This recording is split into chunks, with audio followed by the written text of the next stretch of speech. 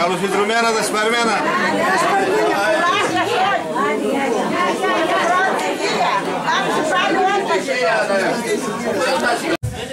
Σίγουρα θα φυτρώσουν τα σπαρτά μας και μετά τη βροχή. Αυτοί που δεν έσπαραν θα το βοηθήσουν εμείς, θα το ρίξουν με το χέρι.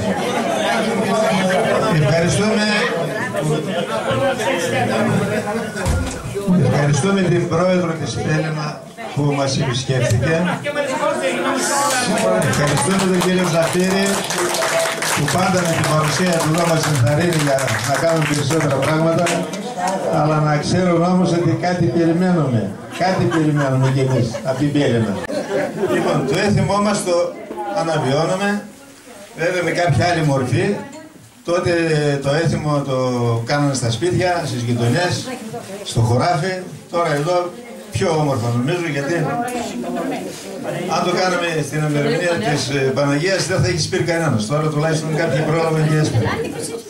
Λοιπόν, το έθιμο αναφέρεται στη σπορά, στο καλό φύτρωμα και ό,τι περίμενε ο παραγωγός, μια καλή σοδιά.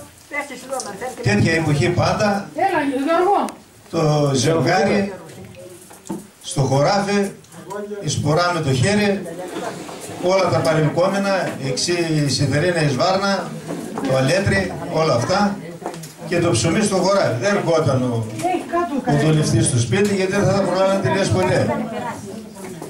Εκείνη την εποχή ακριβώς, της Παναγίας δηλαδή της Προσπορίτισσας, γι' αυτό λέγεται και Πολυσπορίτισσα, βράζαν πολλά σπόρια. Τώρα βέβαια από τόπο σε τόπο μπορεί να διαφέρει, έτσι. Και εδώ, στη Φανερωμένη, μπορεί να μην βράζαν πάρα πολλά σπόρια, το Καλαμπόκι σίγουρα και κάποια άλλα σπόρια. Όλα τα έθιμα έχουν την αξία τους, έτσι. Εμείς θέλουμε να το αναβιώσουμε και να βρεθούμε όλη παρέα εδώ πέρα. Θα έχουμε και άλλα εδέσματα και θα περάσουμε όμορφα. Λοιπόν, ευχαριστούμε όλες τις κυρίες που πρόσφεραν. Τι δεν έχει μέσα η γείτονα. Πανόραμα. Την Ειρήνη για το ωραίο ντεκόρ, για τα πολύσπορα. Τις κουλούρες, όλες οι κυρίες που πρόσφεραν κουλούρες. Τις πίτες. Όλα τα εδέσματα. Το κρασί. Και ό,τι έχει σχέση με το απόψινό γλέντι είναι η προσφορά όλων.